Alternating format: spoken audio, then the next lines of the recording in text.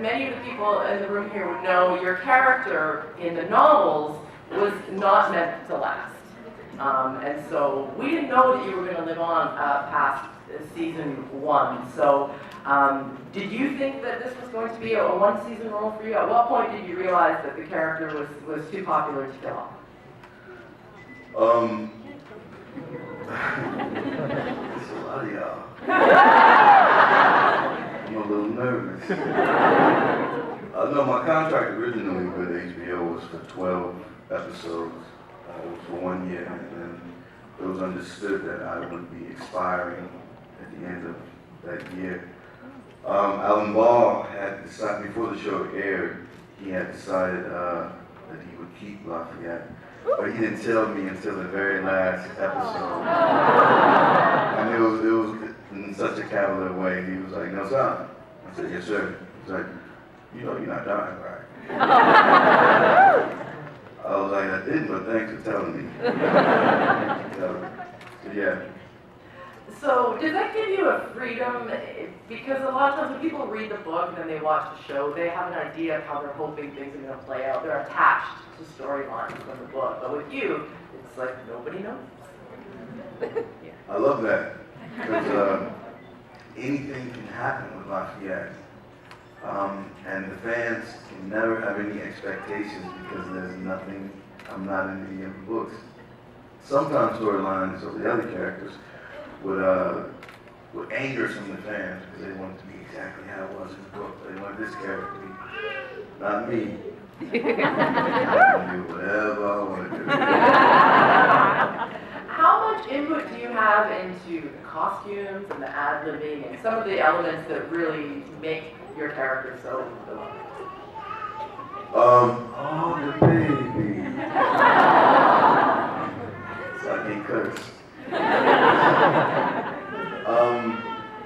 My contract with HBO was for actors who could ad-lib when they were casting me, so I can say pretty much whatever the F I want to say.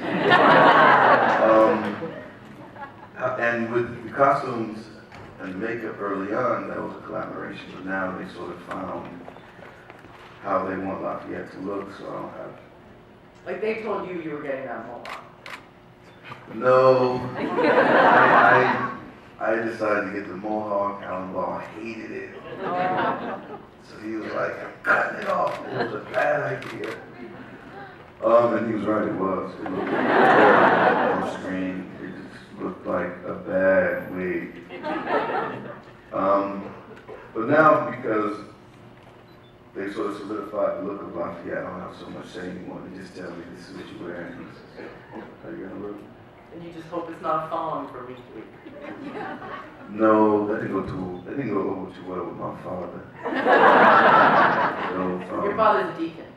Father's a deacon. He heard about it at work on Monday. He called and he said, "They tell me you had on a gold thong. Do they pay you extra?" I said, "No, Daddy, no. Well, that's just ridiculous." You said that you based part of the character on your mother. Can you explain that? And which parts of Lafayette do you think are most like you? When I auditioned for the part 4 times, and my 3rd time auditioning, casting director said that I sucked. I went to my acting coach, and she said because I was trying to put on sort of this drag queen-like caricature and didn't come off as authentic. And she said I might need to find, because Alan Ball wanted a dude who could be masculine and feminine. And he wanted a tough character. And, I was just going in trying to act real gay. And it didn't come off as real. My mother was a tomboy. So she was feminine sometimes, and she was real manly sometimes. And I mimicked my mother all the time. So I was like, and I wasn't watching her, 30 years of my life. So I was like, if I act like my mother, then it'd be more authentic.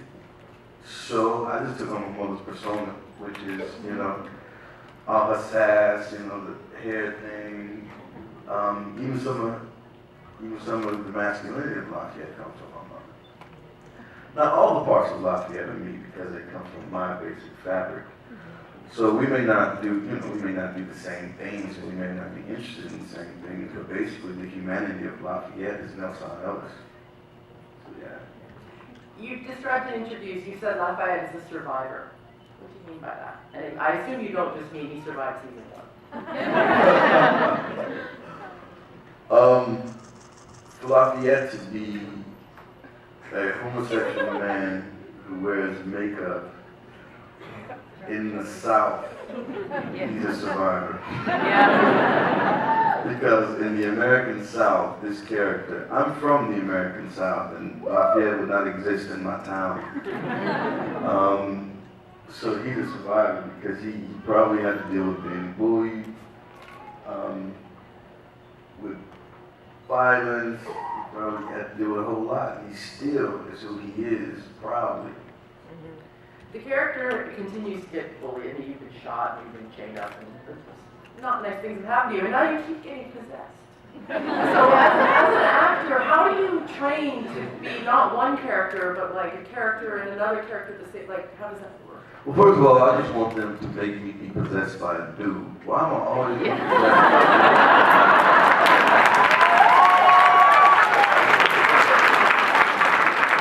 Like, Alan, wow, these women possessing me. Jesus. You just act like you're schizophrenic, basically.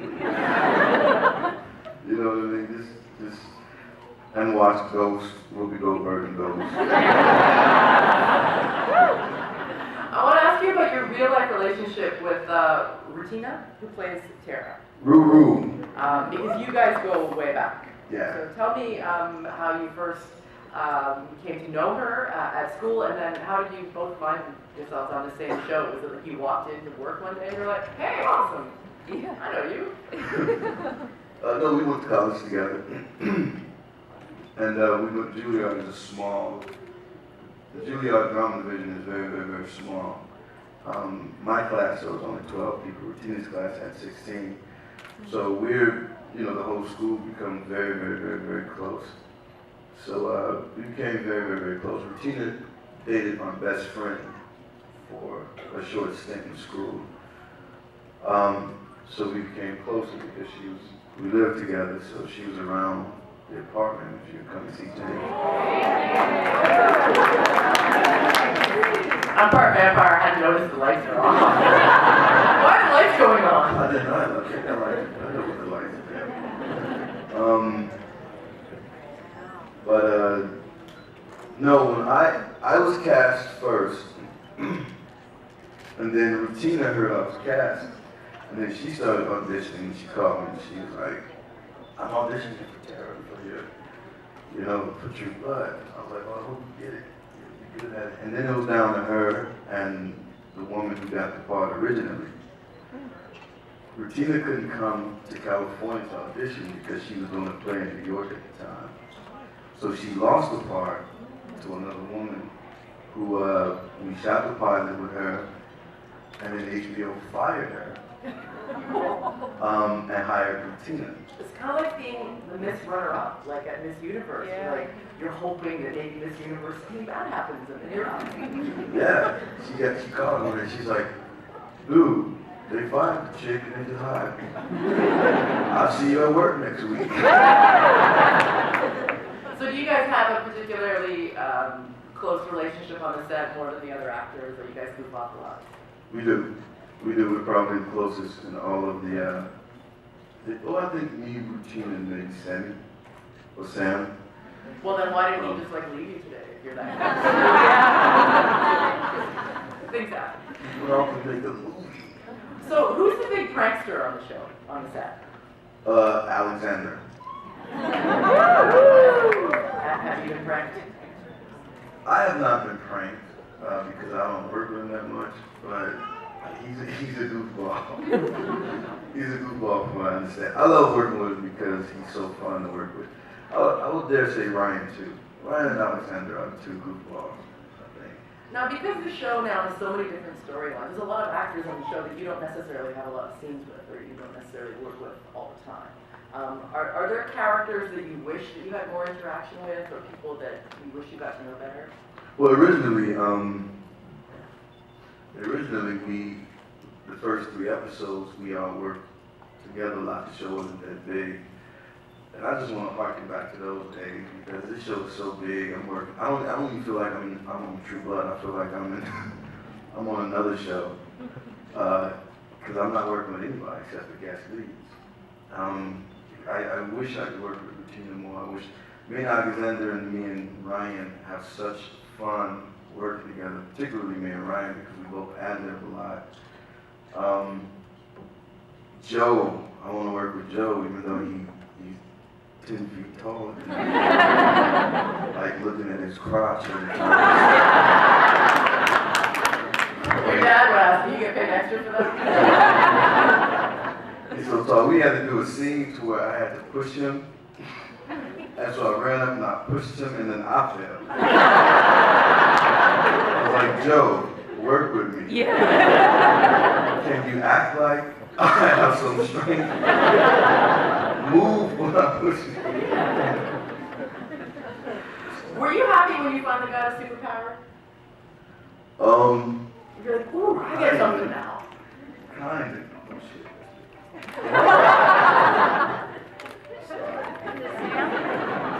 This is Sam? This is my boss relationship. Tell them you're very popular and you should have a radio. Put him on speaker. Put him on speaker. So this is Khadijah. Khadijah is the associate producer of True Blood. Khadijah, you're talking to like 1 million people.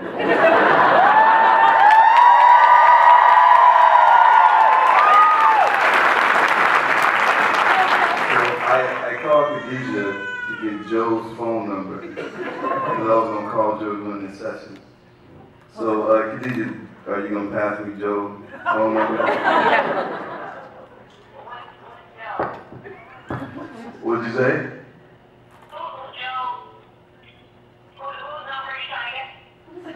Joe, Khadijah, do you understand you are like 1 million people can hear you right now? Do you understand, Khadijah?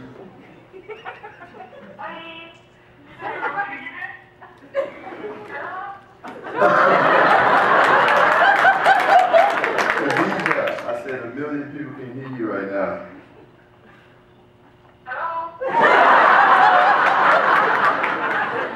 Can you hear me, Khadijah? Okay, it's a wrap on that. Ad-lib. Yeah, there you go. She's my boss. Are you pleased with your superpower? Do you like being in media? Do you kind of wish maybe you could shape shift?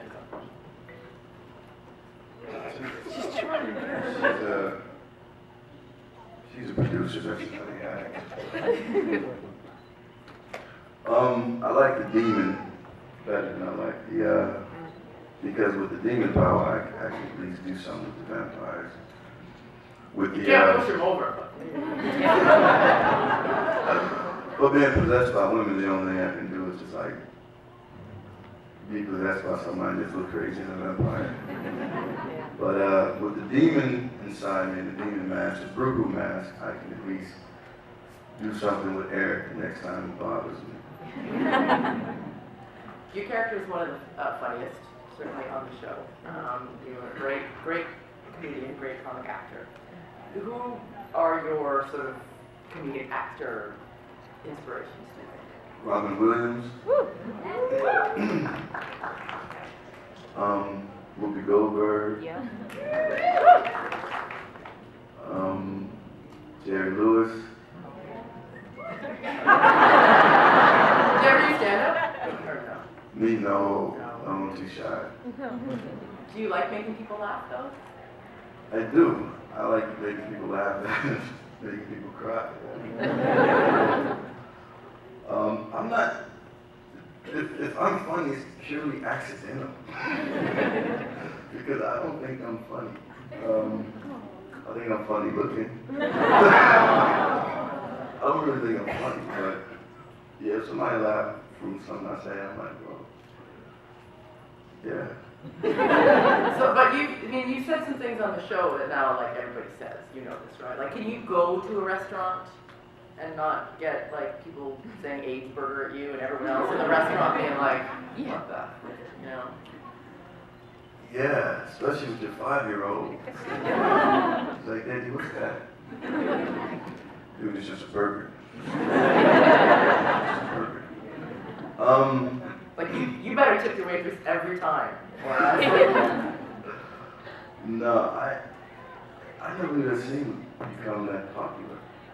But, I'm sorry, what was your question? Did I answer? just make sure you tip your waitress. I will. But more so than that, people always come up there and actually call them hooker. Or bitch.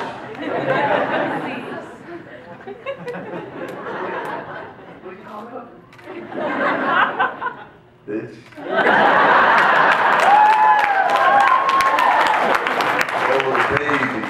Babies in here. Oh, sorry. That's not what he meant. So the word is out. You're going to be back in Toronto in a couple weeks for the Toronto International Film Festival. But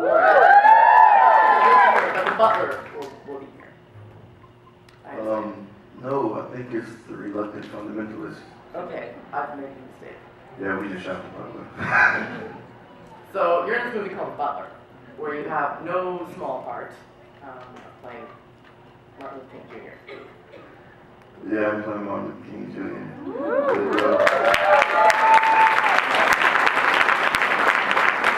I look nothing like Martin Luther King. I act nothing like Martin Luther King Jr., so it's going to be interesting to see the response to my Martin Luther King Jr. I think it's a slightly different take on Martin Luther King. Yeah? There's more lines about what Jeffrey Wright did in Boycott. Jeffrey Wright found Martin Luther King inside himself and went from that angle. So I thought, rather than mimic the way Martin Luther King talked and acted, I would sort of find something real inside myself. But identify with him and go from there. He's such a heavy, iconic, real-life character to play. Did you get any advice from anybody? Well, Terrence Howard gave me an earful. Terrence Howard was going to play Martin Luther King, but the film fell through. So he gave me an earful because he's in The Butler on what I should do. But you don't listen to other actors in terms of how to play a part. You play it the way you want to play it. Yeah, and Oprah just looked at me and was like, "You Martin Luther King, huh?" It basically means you better do it good. You better do a good job. So, yeah, that's the only advice I got. Do you think that you'll make people laugh or cry? That one. I know it'll make people laugh because he dies in the film. Spoiler. Oh. I don't know. Well, speaking of spoilers, we have a lot of people here, and I really want to give lots of time for questions, so I'm going to stop talking. But I have to ask you if you can tell us anything about the show tomorrow night.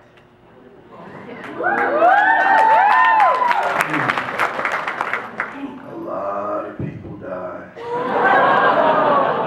We have more death in this episode than any single episode ever up to this point. A lot of people die in that episode.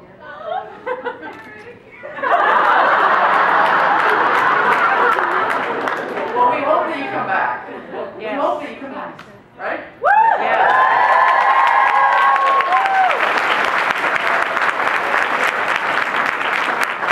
We have about 20 minutes for questions. I'm guessing there are a few. So I don't know what the system is in this room. Do they have microphones? You just stand up and shout.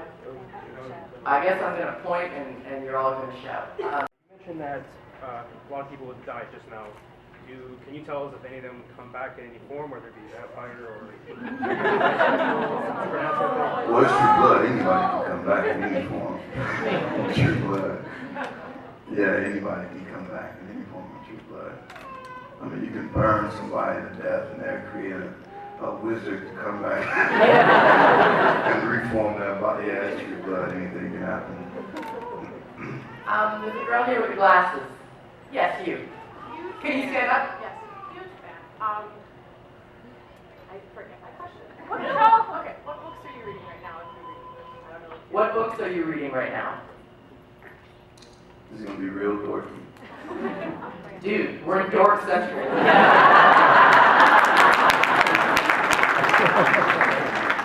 I'm reading a book called Discipline of a Godly Man. I'm trying to be a good Christian. I'm trying to be a good Christian. Does it have thong in the index? What do I do? No, if it did, it would say stay away from the phone. There's a girl right down here.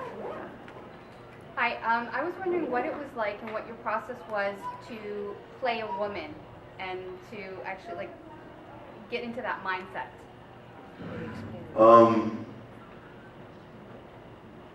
It's all in the walk.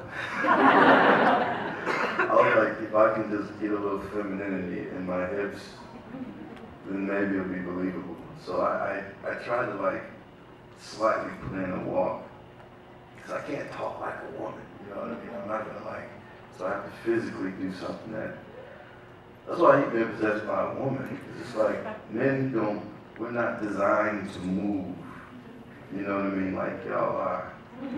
And yet you have to the actor has to find something that the public will identify with as being feminine if a woman is embedded inside you. So I would go for the walk, or a hand gesture, or the eyes, because I got girly eyes, so the eyes. Yes, down here. Thank you so much for coming. I'm a big fan. I was wondering, what is your favorite episode? What is your favorite episode? Gettysburg episode. Episode 5 of season 1. Yeah. I know it's egotistical, right? My favorite episode is the one that I'm most in.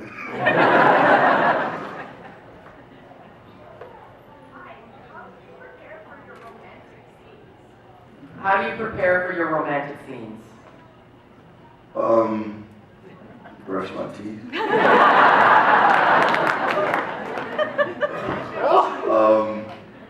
Yeah, brush my teeth, because me and Kevin smoke. So, you know, you got the locked lips, you two smokers, you're like, ew. Gentlemen with their ball cap. What would you say is your toughest scene that you've had to film, if there is a tough one? The scene where I was in the dungeon and they had to throw a whole lot of blood on me. There was one point during the scene where they threw the blood on me, and you see the blood on the floor, and then you cover it, and for some reason it freaked me out. It like mentally freaked me out. Red shirt guy, red shirt. I was wondering, does your mannerism, like in the pilot episode when you were arguing with the waiter, you were basically thrusting your fry and going, Coco, Coco, Coco. Does that come from you, or is it spirit, or? So it came from me. It was something my mama would do. My mother sometimes when she talks, she leaning over, she kind of shake her ass. Oh, I'm sorry, shake her butt. Like she just sort of, like if she's laying on the counter, I don't know what it is, but she'll just wiggle her butt. Or she was because my mother was very, very, very, very, like she was a sensual, she was a sexual lady. She was a sexual lady, which is why I made Lafayette very sexual. But that's something I took from my mama. So yeah. Lay it in. Okay. If your character was ever going to get killed off, and they said, okay, we'll let you decide how you want to die, like, well, what would be the one way for Lafayette just to, like, bite the dust? How would you choose to die if you could? Write it in yourself. Going out in a blaze of glory, fighting there.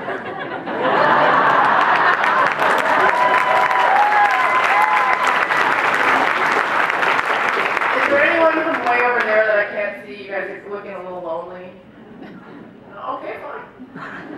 Mr. Loki Charms. Hey, I heard that Alan Ball is leaving, so he won't be back for next season. So, how is that going to change things for you guys, and what do you anticipate you'll be in store for? I don't think much will change because True Blood is sort of this machine that has been running. I mean, Alan Ball is just leaving, but his whole team is staying. So I think the show will be kind of exactly the way it is now. Maybe Mark Hudis is now the big chief, and Mark Hudis may slim the show down a bit to where it goes back to the core characters. At least that's what I hope. But outside of that, I don't think it'll change much because it's the same people who've been working on it since the beginning. Yes, Barbara.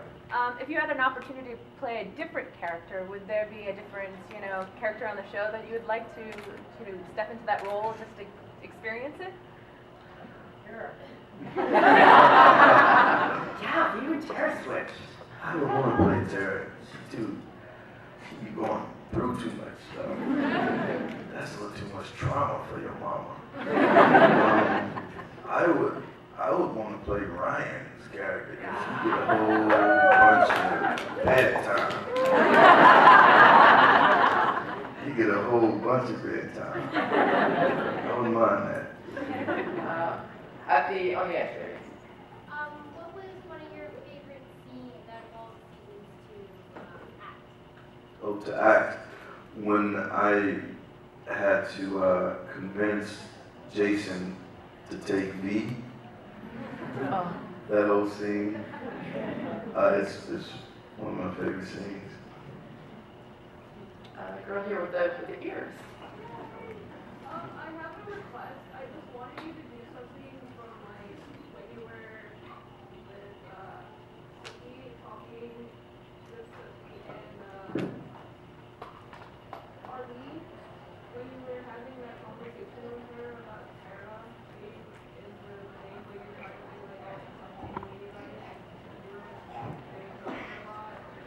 So a favor for the very demanding bunny.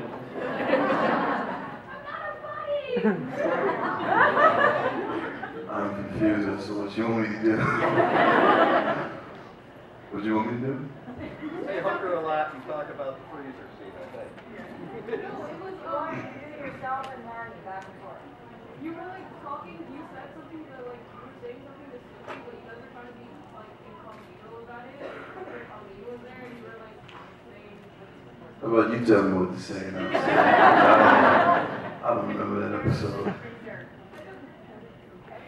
Okay.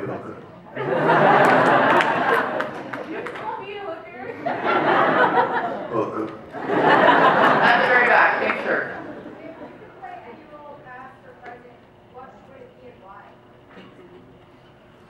Wow. Well, I'd like to play Nat King Cole one day. Because I'm a music fanatic. I love his music, and we look alike. What's on your iPod? You're a music fanatic. What do you do? My cousin is a singer. His name is Rashawn Mitchell. He's a gospel artist, so I listen to him a lot. He has a fantastic song called Nobody Greater. And I know that wasn't good, but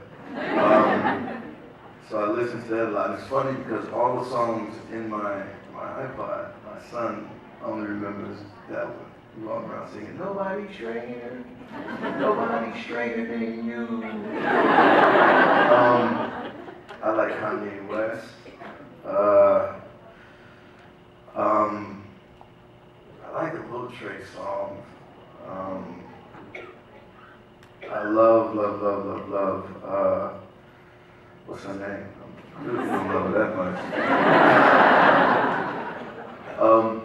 I got a lot of R&B, a lot of opera, I'm eclectic because I was born in the South. I was born in Chicago, raised in the South. And then I went to Juilliard, so I love so much stuff. So my iPod is packed with all types of craziness. Did you do musical theater or no? Not much. I was in a musical, and they fired me. because they said I couldn't sing as good as they thought. Yeah, I was in the color purple. And yeah, playing harpo. But they fired me. Focus. In the middle, right here, yes, girl. Hi, first of all, you're the best reason I watch the show. You got killed off by no motivation. But you could have a relationship, make Lafayette have a relationship with any other male character on the show. Who would you choose? Why does it have to be male? I tell you what, if Lafayette could have a menage a trois, he can be in a relationship with two people. One of them would be Arlene. And the other, I would have to say, would be Joe.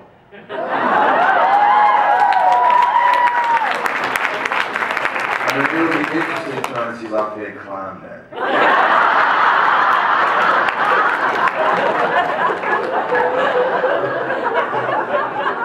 Down in front, this girl here. Are you wearing fangs? I am. And contacts. It's my birthday today, so I figured I'd dress up. Happy birthday. What's the craziest thing a fan has done when they've met you? Well, they didn't do this when they met me, but a fan who, Lord Jesus, a fan dressed as me to that Halloween party, and he's a white dude, and he did it in blackface.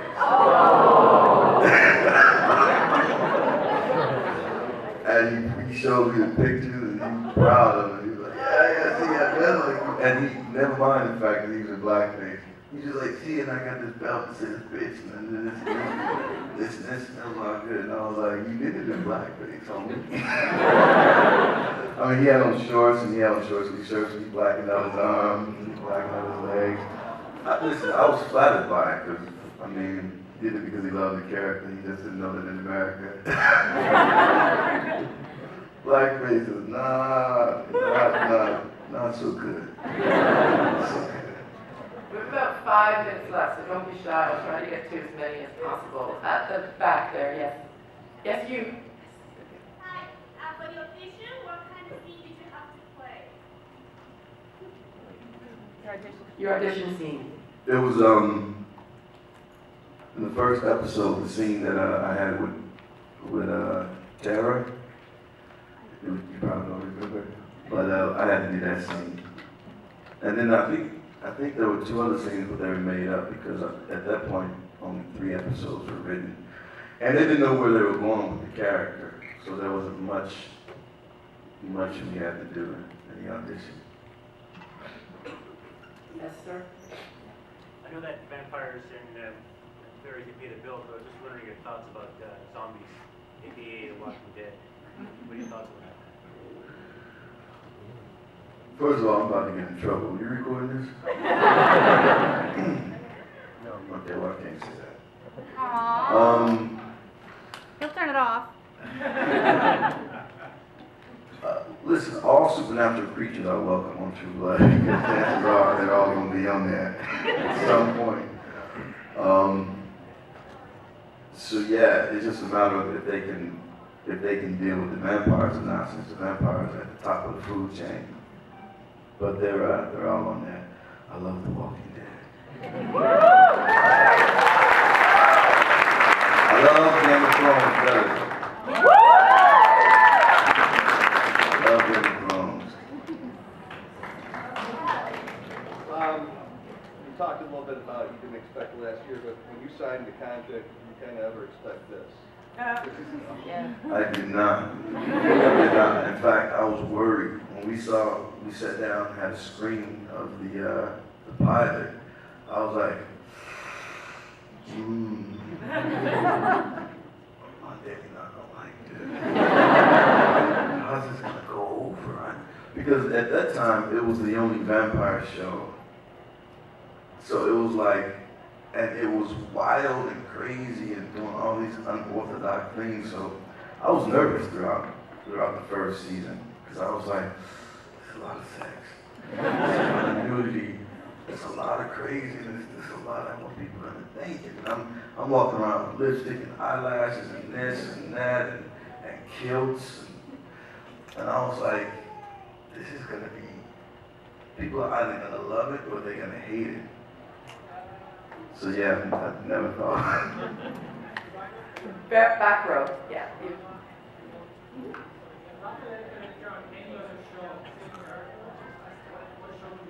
Game of Thrones! That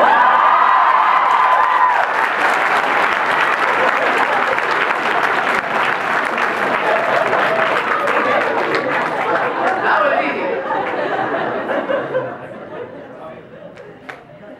It seems like you guys shoot a lot of nights on True Blood. What's that like for you as an actor? You just have to follow a full schedule? Shooting at night. Well, I'm an insomniac, so it doesn't bother me, but to some of the other actors, because it's a vampire show, so you know, obviously. Because you're shooting all night. And so, you know, if you're shooting a lot of nights all night, then the day you look like a zombie. You know what I mean? Mine? Well, I'm not a vampire, so my average call time is during the day, like around 6 a.m. Vampires, probably around 5, 6 p.m. Yeah, I work mostly mornings, but there are occasionally when I have scenes of vampires, I work all night. I'm pretty good at it. All right, I can take 3 more questions. I'm going to go to you, and then Julia, and then you here. I'm better though when I spike my coffee. In the episode where you're looking for someone together, that was really realistic and it was kind of scary. When she buried that knife and tried to cut your mouth open, was that a real knife or was it just like freaky? No, it was a real knife, but I was well protected because I had this big prosthetic over my mouth, which 6 hours in that prosthetic. And then when you're trying to communicate with the director, with a prosthetic, so you're like,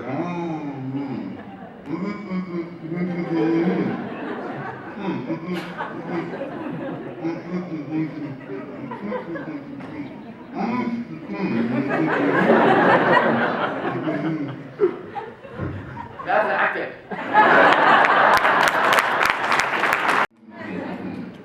yeah. Okay. Yeah, you. Yeah. What kind of movies do you like? Do you like vampire movies at all? If so, which ones do you like? Favorite movies? I do. Like, I mean, I'm a sci-fi fanatic, to be quite honest. You know, I'm the one that look at Grimm, Vampire Diaries, Supernatural,